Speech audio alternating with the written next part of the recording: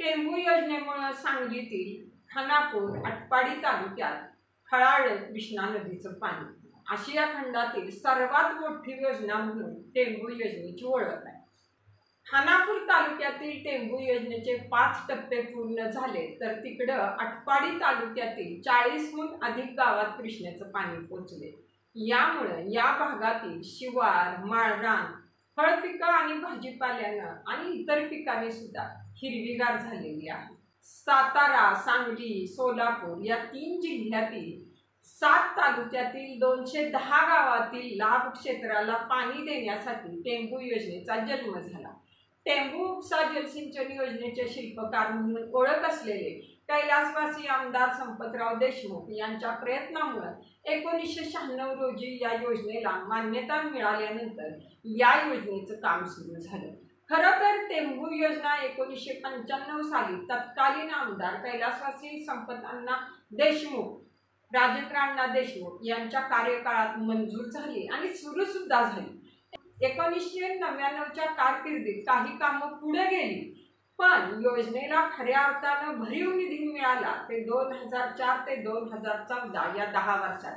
तत्कालीन आमदार सदाभाऊ पाटील यांनी मराठवाड्याच्या अनुशेषाच्या अडथळ्यातून कौशल्यानं मार्ग काढत तब्बल 1200 कोटींचा निधी खेचून आणून माहुली पंप हाऊस, देवीखिंडी बोगदा, भाग्यनगर तलाव यासह मेन कॅनॉलची कामं करून पाणी पार आटपाडी, कवठुळी, घाणन तलावापर्यंत पोहोचवलं। दुर्दैवानं 2014 नंतर परिस्थिती बदलली। टेंभूचा वापर निवडणुका आणि राजकारणासाठी होऊ लागला। 2014ला जे पाणी 2 महिन्यात विटा तलावात येऊ शकत होतं, त्यास सोयेवाडी बोगद्याचं काम थांबवून खोडा घातला आणि नगरपालिका निवडणूक डोळ्यासमोर ठेवून तत्कालीन आमदारांनी 2 वर्ष लोकांना तात्कळत बसवलं आणि नगरपालिकेच्या मतदानाच्या 1 दिवस आधी पाणी सोडायला लावून राजकारण केलं असं म्हटलं जातं।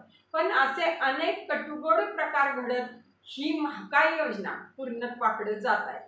या सगळ्या पार्श्वभूमीवर टेंभूसाठी पुन्हा एकाचा उदो करण्याऐवजी या योजनेसाठी योगदान दिलेल्या कैलासवासी संपतअण्णा देशमुख, पतंगराव कदम साहेब, नागनाथ अण्णा नैकवडी, जयंतरावजी पाटील साहेब, राजेंद्रअण्णा देशमुख, सदाभाऊ पाटील, अनिल भाऊ बाबर, गणपतरावजी देशमुख, भारत पाटणकर, संजय काका पाटील, आराबा पाटील, गोपीचंदजी पडळकर आणि पाणी संघर्ष समिती अशा अनेकांच्या योगदानाचं स्मरण करून त्यांचे प्रति कृतज्ञता व्यक्त करणं आवश्यक आहे आणि त्यामुळेच टेंभूसाठी योगदान हे सर्वांचंच आहे। कृष्णा नदीवर कराडजवळील टेंभू गावात मोठा बॅराज बांधून पाणी अडवणं आणि तिथून ते पाणी उचलून कित्येक किलोमीटरपर्यंत जाणार असं तंत्रज्ञान उभारलं जाणार होतं। त्यामुळे या योजनेला विज्ञान आणि तंत्रज्ञानाच्या आजच्या युगातील अफाट नमुना म्हणून गणलं जातं। दुसरीकडे आशिया खंडातील सर्वात मोठी योजना म्हणून देखील या योजनेकडे पाहिलं जातं। या योजनेमुळे कित्येक किलोमीटरचं अंतर पार करून सांगली जिल्ह्यातील खानापूर आटपाडी तालुक्यात कृष्णा नदीचं पाणी अवतरले। खानापूर तालुक्यातील योजनेचे 5 टप्पे पूर्ण झाले, तर तिकडं आटपाडी तालुक्यातील 40हून अधिक गावात कृष्णेचं पाणी पोचले। यामुळे या भागातील शिवार, माळरान, फळपिकं आणि भाजीपाला आणि इतर पिकांनी हिरवीगार झालेली आहे। कराडपासून कॅनॉल तर कधी बंदिस्त पाईपमधून असा कित्येक किलोमीटरचा प्रवास करत कृष्णा नदीचं हे पाणी अवतरले जिल्ह्यातील सर्वात उंच ठिकाण असलेल्या खानापूर घाटमाथ्यावरील पळशी गावात। हा टेंभू योजनेचा तसा 5वा टप्पा जो कृष्णामाई आल्यानं पूर्णही झालाय आणि यशस्वीही झालाय। एकेकाळी दुष्काळी ओळख म्हणून असलेल्या खानापूर आटपाडी भागात कृष्णामाई अवतरेल असं येथील लोकांना स्वप्नात सुद्धा वाटत नव्हतं, पण टेंभू योजनेच्या माध्यमातून हे स्वप्न सत्यात उतरलं आणि साकारलं देखील। तसंच जिल्ह्यात 6 टप्प्यातही टेंभू योजना विभागली।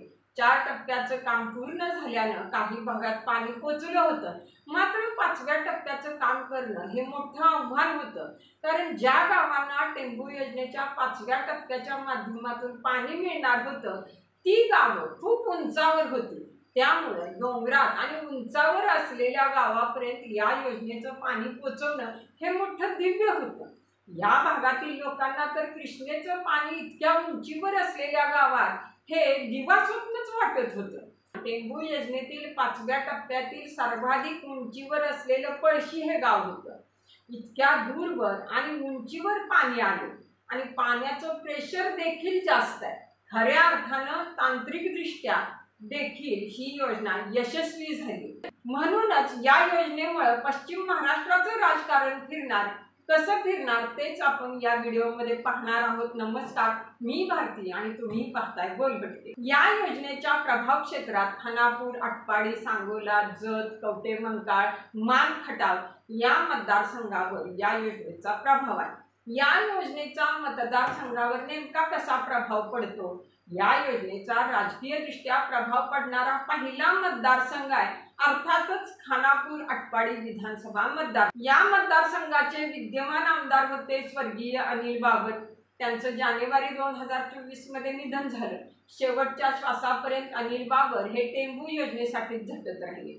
सध्या या मतदारसंघातून अनिल बाबर यांचे पुत्र सुहास बाबर हे विधानसभा निवडणूक लढण्यासाठी इच्छुक असून टेंभू योजनेचा आतापर्यंत झालेला फायदा आणि भविष्यातील फायदा ही स्थानिक पातळीवर घेऊन जाण्यात ते यशस्वी होताना दिसत आहे.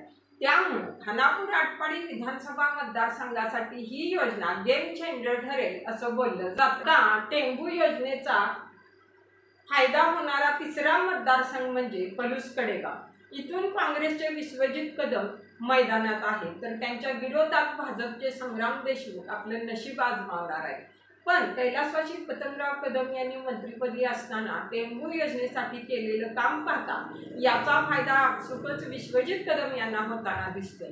त्याचा लाभ मिळणारा मतदारसंघ म्हणजे तासगाव कवठेमंकाळ. इथं लोकसभेला भाजपचे संजय काका पाटील हे पराभूत झाले असले तरी दुष्काळी फोरममध्ये त्यांनी केलेलं काम असल्यानं आणि अजित घोरपडे यांनी सुद्धा दुष्काळी फोरममध्ये टेंभू योजनेसाठी काम केलेलं असल्यानं जर संजय काका आणि अजित घोरपडे यांना मनवू शकले तर याचा फायदा संजय काकांना होऊ शकतो.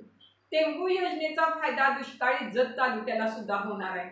तिथं सध्याचे आमदार विक्रम सावंत हे आहेत.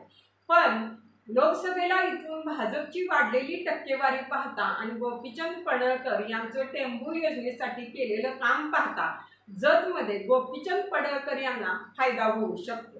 सातारा जिल्ह्यातील मान, खटाव हा मतदारसंघ या योजनेच्या प्रभावाखाली येत असल्यानं येथील भाजपचे विद्यमान आमदार जयकुमार गोरे हे असून त्यांनी विरोधकांना कितीही अडचणी उभ्या केल्या तरी ते टेंभू योजनेच्या पाण्यामुळे तरुण जाऊ शकतील हे मात्र नक्की.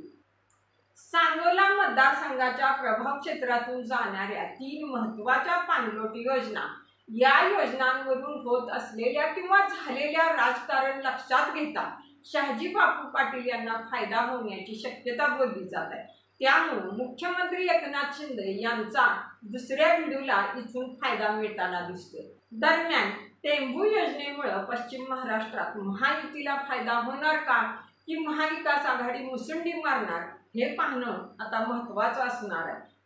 पण तुम्हाला या सर्वाबद्दल काय वाटतं जरूर कमेंटमध्ये व्यक्त व्हा आणि गोलगट्टेला सबस्क्राईब